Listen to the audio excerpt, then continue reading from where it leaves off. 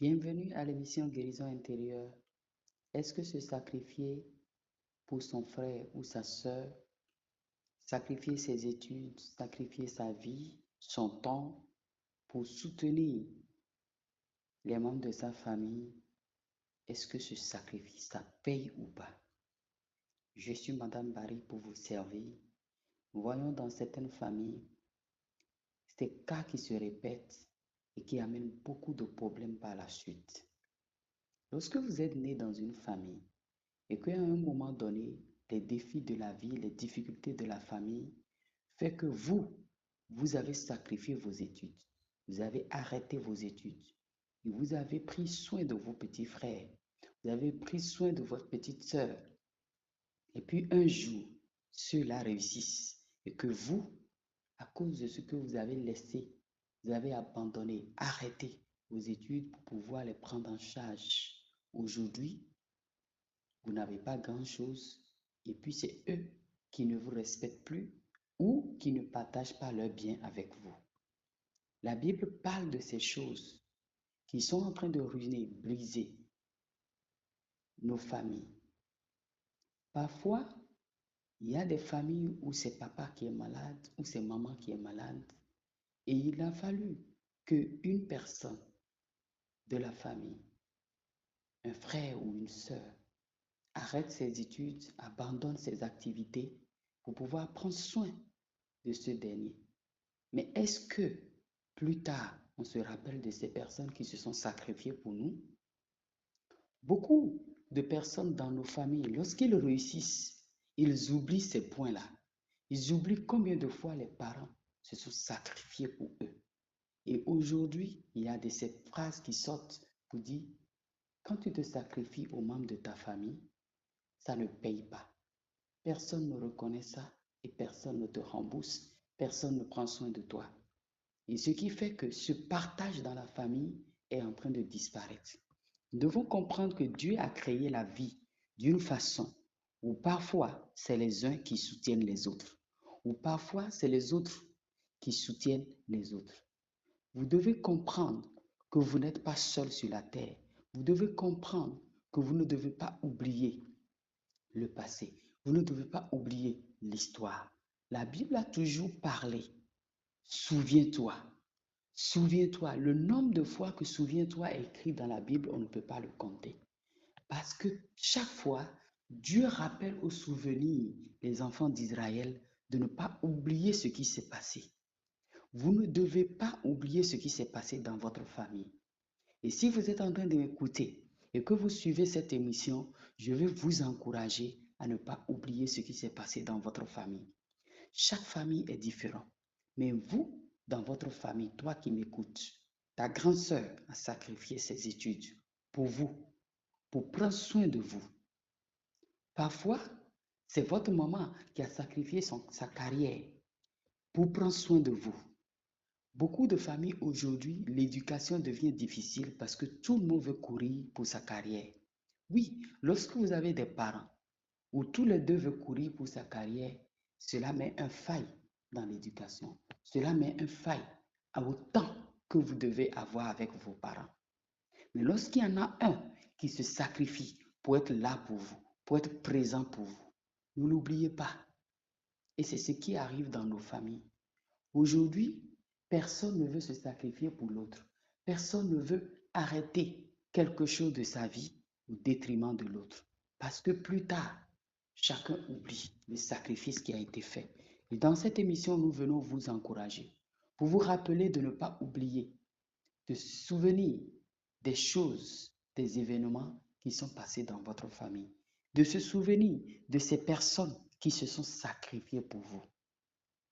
N'oublie pas ta tante, n'oublie pas ton père, ta mère, ta grande sœur, ton grand frère qui a tout abandonné pour s'occuper de vous, qui a tout arrêté pour s'occuper de vous. Mais aujourd'hui, tout le monde l'oublie.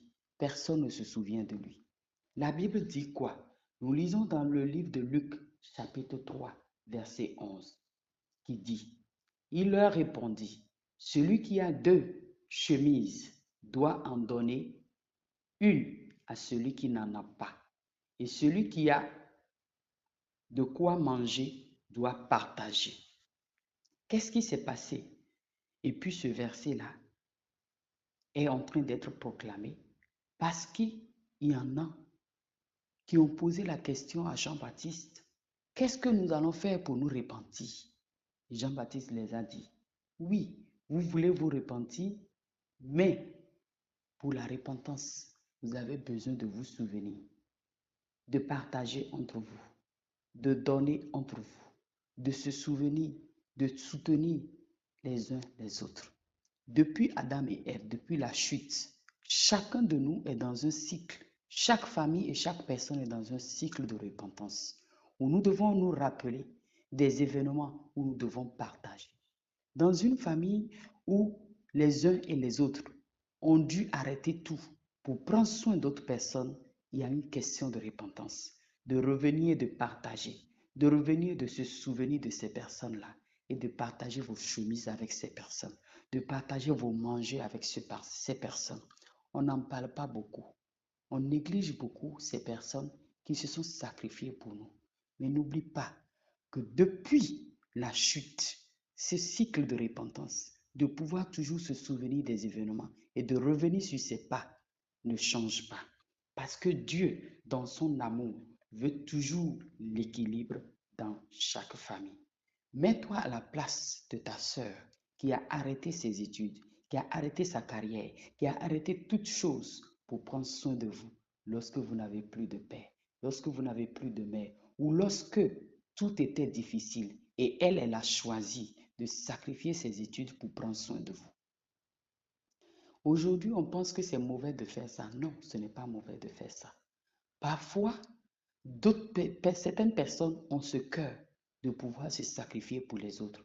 Mais nous devons être équilibrés, de comprendre que lorsque ces personnes-là le font, nous ne devons pas oublier cela. Nous devons toujours nous souvenir pour les aider d'une manière ou d'une autre.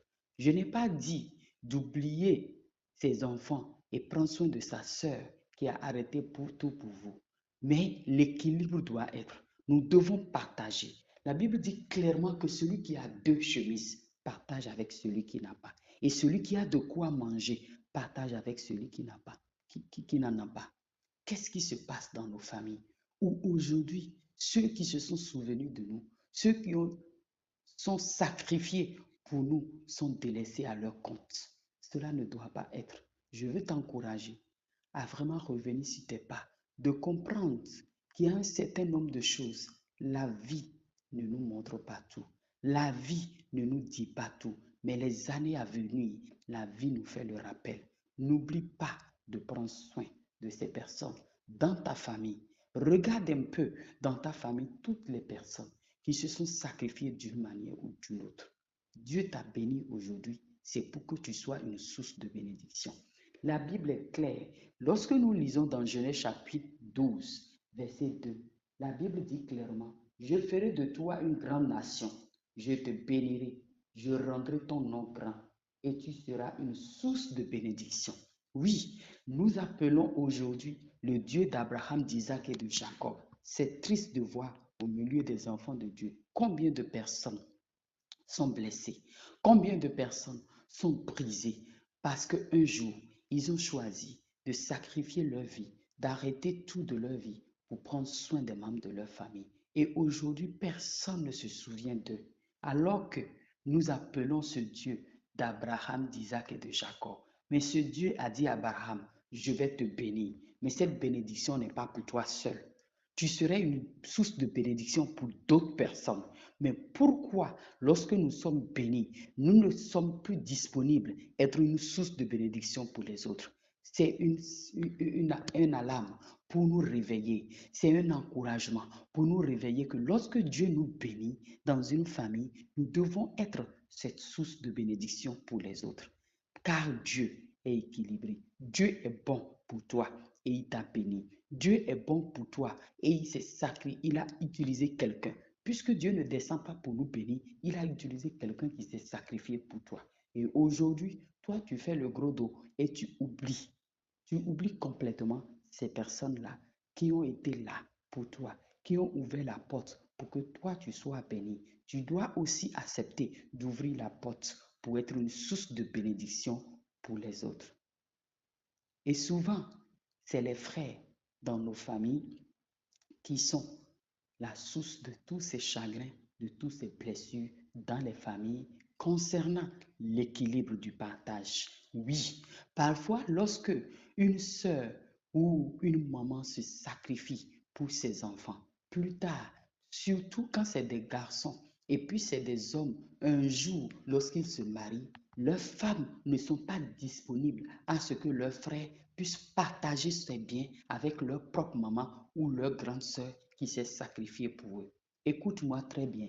Si tu es marié et puis tu as entendu l'histoire que dans leur famille, dans la famille de ton mari, il y en a une qui s'est sacrifiée pour eux un jour, pour qu'ils puissent arriver là où ils sont arrivés, n'oublie pas ce verset de Genèse 2, 12, verset 2, que Dieu les bénit pour qu'ils soient une source de bénédiction pour les autres. Tu dois être cette personne-là qui encourage ton mari à pouvoir partager, à pouvoir soutenir ses soeurs, soutenir ses tantes, ses parents, parce qu'ils ont été là pour lui. C'est très important de ne pas oublier cela, parce que la vie est juste. Lorsque tu lis dans le livre de Luc chapitre 12, verset 20 à 21, il dit, mais Dieu lui dit, insensé, cette nuit même, tu cesseras de vivre. Et alors, pour qui sera tout ce que tu as accumulé? Jésus ajouta, ainsi est-il de celui qui amasse des richesses pour lui-même, mais qui n'est pas riche pour Dieu. Dieu veut qu'on soit riche pour lui. Nous voyons ici ce monsieur-là qui a amassé des richesses. Et puis ses fortunes, il est content de ça. Il disait à son âme, repose-toi, mange et dors parce que tu as beaucoup de richesses. Mais Dieu lui a dit, tu es un insensé. Lorsque tu n'encourages pas ton père, ton mari, ton frère, ta soeur, tu n'encourages pas les membres de ta famille à partager leurs biens avec ceux-là qui ont été là, qui se sont sacrifiés pour eux, tu es un insensé. Et la suite, c'est que cet insensé-là, tu ne pourras plus vivre parce que la vie est juste. Il a dit, tu ne vivras pas. Lis bien Luc chapitre 12, verset 20 à 21. Il dit même, cette nuit même, tu cesseras de vivre. Oui, et alors, pour qui sera tout ce que tu as accumulé? Parfois, nous pensons que la vie est dans notre main. Non, la vie, elle est juste et elle est équilibrée. Et Dieu permet parfois, même quand personne ne se sacrifie pour toi, Dieu permet parfois la richesse beaucoup plus chez d'autres que d'autres, dans le sens d'équilibrer les choses, de nous amener à partager, de nous amener à nous soutenir les uns les autres. Mais aujourd'hui, beaucoup de personnes sont méprisées, sont brisées, sont blessées dans leur famille, juste parce qu'il y en a un qui ne comprend pas, juste parce qu'il y en a un qui est insensé, juste parce qu'il y en a un qui pense que la vie s'arrête à son niveau, qui pense que l'avenir est dans ses mains, qui pense que les années à venir est dans ses mains et il ne veut pas partager. Comprends bien que lorsque tu es insensé, tu ne jouiras pas de cette richesse-là pour longtemps. Parce que la Bible déclare clairement que tu ne vivras pas. Et puis, alors, ce que tu as accumulé, ça sera pour qui? J'espère que je suis en train d'encourager quelqu'un à se réveiller, à comprendre que la vie ne s'arrête pas à ce que tu penses, à ce que tu vois. Et aujourd'hui, beaucoup de personnes ne veulent plus se sacrifier pour les membres de leur famille, ne veulent plus apporter de l'aide aux membres de leur famille. Chacun se dit, oui, il ne faut pas l'aider, parce que si tu l'aides, il avance, il finit ses études, il grandit, et puis il est riche un jour, il a tout, il va s'occuper de sa femme et de ses enfants, il va t'oublier. Et il n'y a plus de l'aide, il n'y a plus de partage, il n'y a plus d'entraide dans les familles. Nous devons nous réveiller pour comprendre que nous sommes en train de vouloir briser le cycle de bénédiction, de source de bénédiction que Dieu veut que nous soyons. Dieu ne nous bénit pas pour nous seuls. Dieu nous bénit pour que nous soyons une source de bénédiction pour les autres.